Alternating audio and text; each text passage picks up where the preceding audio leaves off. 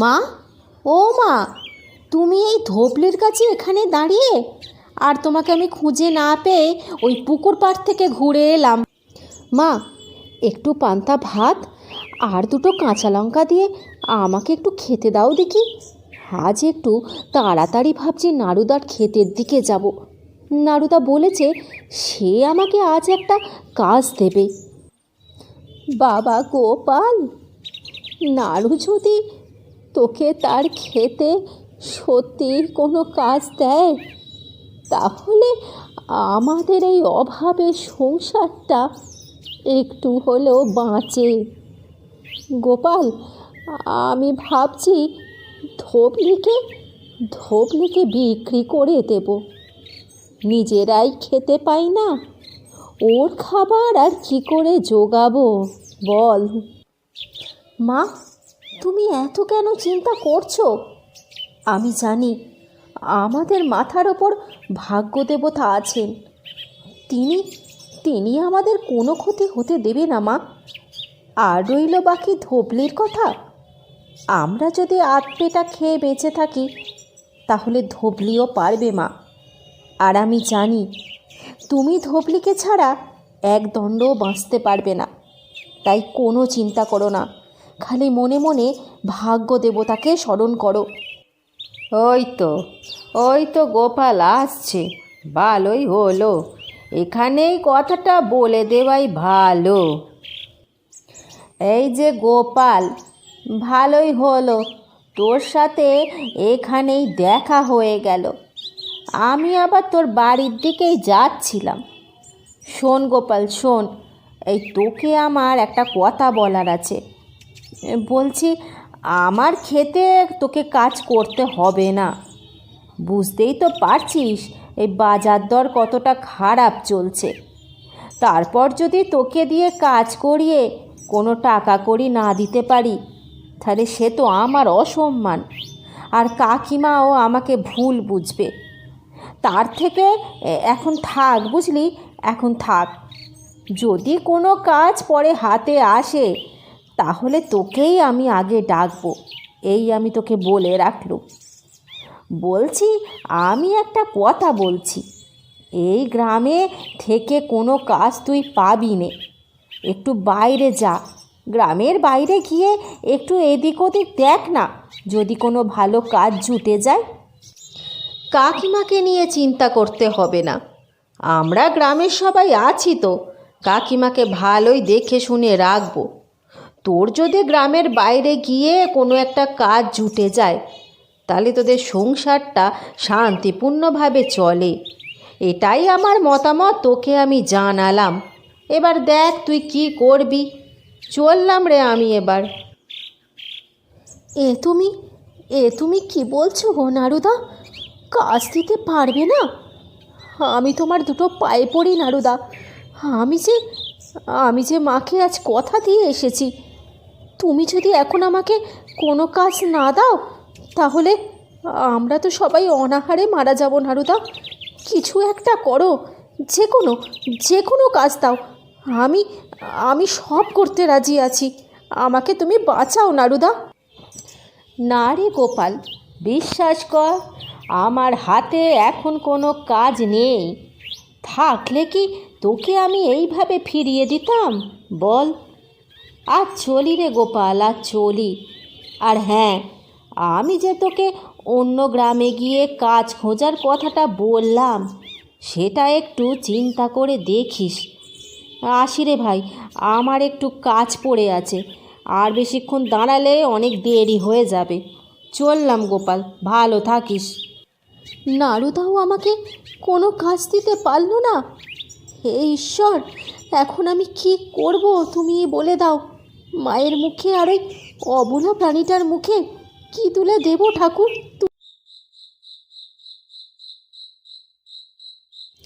হে ঈশ্বর, পথ দেখাও তুমি বলে দাও এবার আমি কি করব। আমি তো কোনো দিন কারোর ক্ষতি চাইনি ঠাকুর, তবে কেন আমার কষ্ট এত? ভাগ্য দেবতা কি সত্যি আমার কপালে সুখ লেখেনি? হ্যাঁ, নারুদা নারুদা একদম ঠিক কথাই বলেছে। আমি আমি অন্য গ্রামে যাব। সেখানে আমার কোনো না কোনো কাজ নিশ্চয়ই জুটবে। আর যতদিন না আমি কোনো কাজ পাই ততদিন আমি এ বাড়ি মুখ হব না। আমার চোখের সামনে আমার বৃদ্ধ মা আর ওই নিরীহ ধবলিকে না খেতে পেয়ে মরতে কিছুতেই দেখতে পারবো না। ঈশ্বর, পারবো না।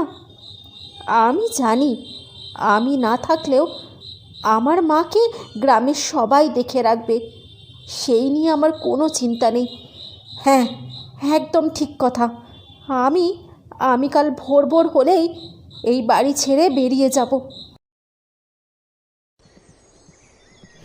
অনেকটা পথ আমি চলে এসেছি, আর পারছি না। ওইখানে একজন সাধু বাবা বসে আছে না? বাবা, আমি জানি তুমি অন্তর্যামী, তুমি আমার প্রণাম নিও। বলে দাও ঠাকুর, বলে দাও আমি কিভাবে আমার মায়ের মুখে দুটো অন্ন তুলে দিতে পারি। আমি কিভাবে আমার এই ভাগ্যকে বদলাতে পারি। বলে দাও ঠাকুর, বলে দাও। শোন বাচ্চা, শোন, শান্ত হ। আমি তোর কথায় খুব প্রসন্ন হয়েছি। তুই নিজের কথা চিন্তা না করে তোর মায়ের কথা চিন্তা করেছিস। এমনকি একটা অবলা জীবের কথাও চিন্তা করেছিস। এই থেকে বোঝা যায় তোর মন কত উদার। কিন্তু ঠাকুর, আমার হাতে যে কোনো কাজ নেই, আর আমার কারণেই আমার মা, ধবলি সবাই কষ্টে আছে। আমি আমার কথা চিন্তা করি নে ঠাকুর, কিন্তু কিন্তু তাদের যে আমি জলে ফেলে দিতে পারি না। তবে শোন, এই গ্রামের পর আরও দুটো গ্রাম আছে। তারপর আছে বিরাট এক জঙ্গল। সেই জঙ্গলের একদম শেষ মাথায় আছে এক ভাগ্য দেবতার মন্দির। কিন্তু সেই মন্দিরে সবাই পৌঁছতে পারে না। যদি ভাগ্য দেবতা তোর সাথ দেয় তবেই তুই সেখানে পৌঁছতে পারবি। এবং আমার দৃঢ় বিশ্বাস সেখানেই তোর ভাগ্য পরিবর্তন হবে। এই আমি তোকে আশীর্বাদ করলাম। এবার তুই যা, আমার ধ্যানের সময় হয়ে গেছে। এবার যত কষ্টই হোক সেই মন্দিরে আমাকে পৌঁছতেই হবে। অনেক রাত হয়ে গেছে, কোথাও যদি একটু আশ্রয় পাওয়া যেত। ওই তো একটা বাড়ির দরজা এখনও খোলা আছে। বলছি, বাড়িতে কেউ আছেন? এই রাত বেরোতে কোথায় যাব, কি করব, কিচ্ছু বুঝতে পারছি না। দয়া করে আজকের রাতটা যদি আপনাদের বাড়িতে একটু আশ্রয় দেন। কেউ আছেন বাড়িতে? দয়া করে একটু বেরিয়ে আসুন, আমাকে একটু আশ্রয় দিন। কে কে আপনি? এত রাত বেরোতে বাড়ির সামনে এসে এত ডাকাডাকি করছেন? আগে কাকু, আমার নাম গোপাল। আমি অনেক দূর গাঁ থেকে আসছি। দয়া করে আজকের রাতটা যদি একটু আশ্রয় দেন, আমার তাহলে বড় উপকার হয়। আমি বড্ড বিপদে পড়েছি। কাল সকাল হলেই আমি চলে যাব। আরে ঠিক আছে, আমার বাড়িতে কোনো অতিথি এলে তাকে আমি অসম্মান করি নে। আর তুমি তো আমার ছেলের বয়সী।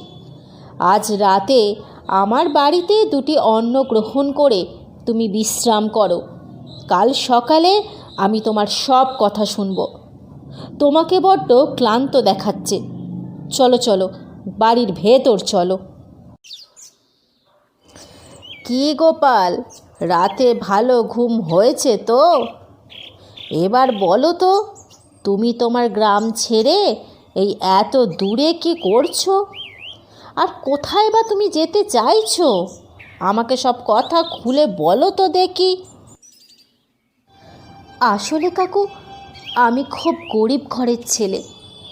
নুন আনতে পান্তা ফুরোয়, মাঝে মাঝে বাড়িতে আবার খাওয়াই জুটতো না। তাই একটা কাজের সন্ধানে বাড়ি থেকে বেরিয়ে আসি। কিন্তু অনেকটা পথ হাঁটার পর এক সন্ন্যাসীর সাথে দেখা হয় এবং তিনি এক জাগ্রত ভাগ্য দেবতার মন্দিরের কথা বলেন। কাকু জানেন তো, আমার দৃঢ় বিশ্বাস আমি সেই জাগ্রত মন্দিরে গেলে নিশ্চয়ই ভাগ্য দেবতার দেখা পাব, আর আমার ভাগ্যও পরিবর্তন হবে। আমি আমার মাকে দুবেলা পেট ভরে দুটো ভাত তার মুখে তুলে দিতে পারবো। আর আমি কিচ্ছু চাই না, কিচ্ছু না। বাবা গোপাল, ভাগ্য দেবতার সঙ্গে দেখা হলে তুমি তাকে জিজ্ঞেস করো তো, আমার সব আছে, টাকা কড়ি ধন সম্পদ সব আছে, নেই শুধু শান্তি। আমার আমার কেন শান্তির অভাব? তুমি তাকে জিজ্ঞেস করো গোপাল, তুমি তাকে জিজ্ঞেস করো।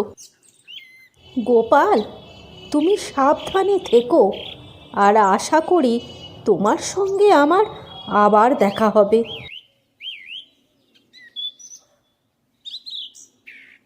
ও, জল তেষ্টায় গলাটা একেবারে শুকিয়ে যাচ্ছে।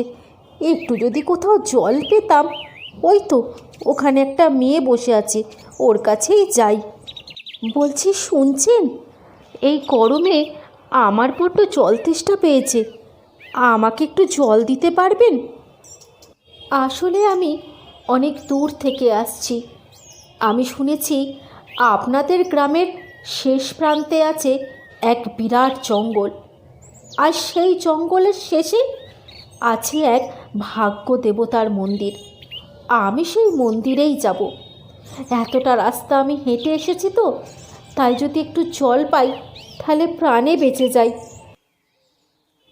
হ্যাঁ হ্যাঁ, নিশ্চয়ই, কেন দেব না। আপনি দয়া করে একটু এই দাওয়াতে বসুন, আমি এক্ষুনি আপনার জন্য অল্প একটু খাবার আর একটু জলের ব্যবস্থা এক্ষুনি করে আনছি। জানেন তো, আমাদের গ্রামের লোকেরা বলে এই ভাগ্য দেবতার মন্দির খুব জাগ্রত। অনেকেই ওই মন্দিরে যাবার চেষ্টা করেছে, কিন্তু সফল হয়নি। যারা যাবার চেষ্টা করেছে তারা ওই জঙ্গল পার করতে পারেনি, তার আগেই কোনো না কোনোভাবে মারা গেছে। আপনি যদি সত্যি ওই মন্দিরে যেতে পারেন তাহলে জানবো আপনার থেকে সৎ মানুষ এই পৃথিবীতে আর একটিও নেই। আর যদি আপনি ভাগ্য দেবতার দর্শন পান তাহলে আমার কথা একবার জিজ্ঞাসা করবেন। আপনি জিজ্ঞাসা করবেন, আমার কি স্বামী ভাগ্য কপালে লেখা নেই? আপনি সাবধানে থাকবেন। ভাগ্য দেবতার কাছে প্রার্থনা করি তিনি যেন আপনার ওপর সহায় থাকেন। অনেকটা পথ হেঁটে এসেছি, এবার একটু এখানে বিশ্রাম নেওয়া যাক। আর পেরে উঠছি না, একটু বিশ্রাম নিই। আরে আরে, কে তুমি? এই গভীর জঙ্গলে মরতে এসেছো নাকি? জানো জানো আমি কে? আমাকে মেরো না। এই জঙ্গলের শেষ প্রান্তে যে ভাগ্য দেবতার মন্দির আছে, আমি সেই মন্দিরেই যাব। আমার মা অনেক দিন হলো আমার পথ চেয়ে বসে আছে গো। অন্তত আমার মায়ের কথা ভেবে আমাকে ছেড়ে দাও। ঠিক আছে, এত ভয় পেও না। তোমায় আমি মারব না, কারণ আমিও একজন মা। আমি জানি সন্তান হারানোর কষ্ট কাকে বলে। তুমি নির্ভয়ে ভাগ্যদেবতার মন্দিরের দিকে এগিয়ে যাও। আমি ভগবানের কাছে প্রার্থনা করি তুমি যেন খুব তাড়াতাড়ি ভাগ্য দেবতার দর্শন পেয়ে তোমার মায়ের কাছে সুস্থ সবলভাবে ফিরে যেতে পারো। আশা করি তোমার সাথে আমার আবার দেখা হবে। ওই তো সেই ভাগ্য দেবতার মন্দির। ঠাকুর, ঠাকুর, আমি তোমায় খুঁজে পেয়েছি। ঠাকুর, তোমায় আমি খুঁজে পেয়েছি। এতটা পথ যখন তুমি আমাকে নিয়েই এসেছো, তবে তবে দেখা দাও ঠাকুর, দেখা দাও।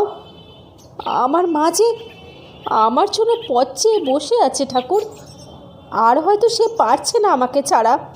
তুমি আমায় দেখা দাও। এই অভাগাকে দেখা দিয়ে অভাগার জীবন সার্থক করো ঠাকুর, সার্থক করো।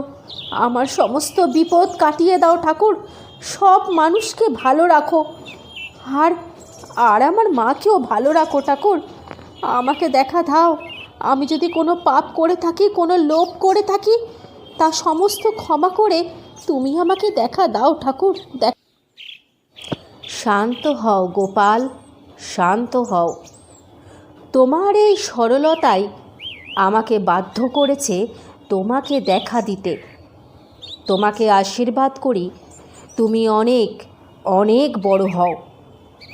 আর শোনো, ওই বাঘিনীকে বলো তার গুহার সামনে এক থলে মোহর পোতা আছে, তা যদি তুলে ফেলে তাহলে সে আবার নতুন করে মাতৃত্বের স্বাদ পাবে। এবং যে বৃদ্ধ তোমাকে রাতে আশ্রয় দিয়েছিল, তার বাড়ির পেছনে আছে এক শান্তির শিলা। সেই শিলাটাকে তুলে বাড়িতে প্রতিষ্ঠিত করতে বলো, পুজো করতে বলো, তাহলে তার সংসারে আবার শান্তি ফিরে আসবে। আর যে মেয়েটি তোমার পিপাসা মিটিয়েছিল, সেই হবে তোমার ভবিষ্যতে অর্ধাঙ্গিনী, যার ভাগ্যে বদলাবে তোমার ভাগ্য। এবার আমি আসি গোপাল, তুমি এবার তোমার সংসারে ফিরে যাও, ফিরে যাও তোমার মায়ের কাছে। তারপর কি হলো বলো তো বন্ধুরা? তারপর হলো এই, বাঘিনী সেই টাকার থলিটা গোপালকে ভালোবেসে দিয়ে দিল, কারণ সেই টাকার থলি বাঘিনীর কোনো প্রয়োজনে ছিল না। আর সেই বৃদ্ধা গোপালকে নিজের ছেলের মতো মনে করে 10 বিঘে জমি গোপালের নামে লিখে দিল, কারণ আজ গোপালের জন্যই এই বৃদ্ধার বাড়িতে শান্তি ফিরে এসেছে। এরপর গোপাল যায় মেয়েটির কাছে এবং গিয়ে বলে, মালতী, তুমি আমাকে বিয়ে করবে? এরপর গোপাল মালতীকে নিয়ে ও তার মাকে নিয়ে সুখে ঘর সংসার করতে লাগলো।